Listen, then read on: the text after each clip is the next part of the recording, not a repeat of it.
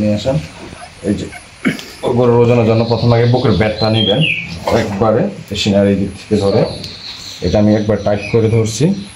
খালি পেটে ওজনটা নেওয়ার চেষ্টা করবেন, খালি পেটে ওজনটা নিলে ওর পুরোটা রেজাল্ট আপনি একুরেট পাওয়ার সম্ভাবনা আছে। এটা 54, 54 আছে, এটা হলো 54, তাহলে এটা হলো বুকের ব্যাট। আপনার বুকের ব্যাটটা আছে 54, বুকের ব্যাট আছে কত 54। দৈর্ঘ্যটা নেবেন ওই যে সামনের হাঁটু থেকে পিছনের ওই হাতটা পর্যন্ত, পিছনের হাতটা পর্যন্ত আমার এখানে 46 আছে, ওর এখানে 46 আছে। তাহলে আমি ওর সূত্রটা কীভাবে বার করবো দেখেন। তাহলে আমার দৈর্ঘ্য ওর বুকের ব্যাটটা হয়েছে, ওর বুকের ব্যাটটা হয়েছিল 54, তাহলে আমি ওকে দিব 54 ইন্টু 54, মানে বুকের ব্যাটটাকে ডাবল দিব। তারপর হয়েছে এটা 46, আমি 46 দিলাম।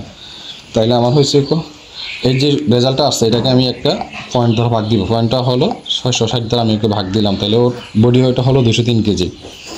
মানে এটা কিন্তু মাংসের জন্য স্বাভাবিক, ওর যা আছে হাড্ডি মাংস রক্ত যা আছে সব মিলিয়ে হলো 203 কেজি আনুমানিক বডি ওয়েট।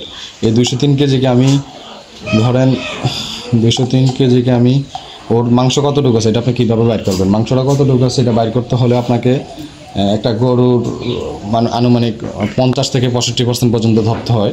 তাহলে এই গরুটা একটু শুকনো আছে, হাড্ডি সার যেটাকে বলে, এটা আমি মোটা তাজা করবো। সো এটা কোনো এখনও পুরোপুরি মাংস হয় নাই। ধরেন এটার ওজনটা আমি 53 আর 54% ধরতে পারি মাংসের ওজনটা।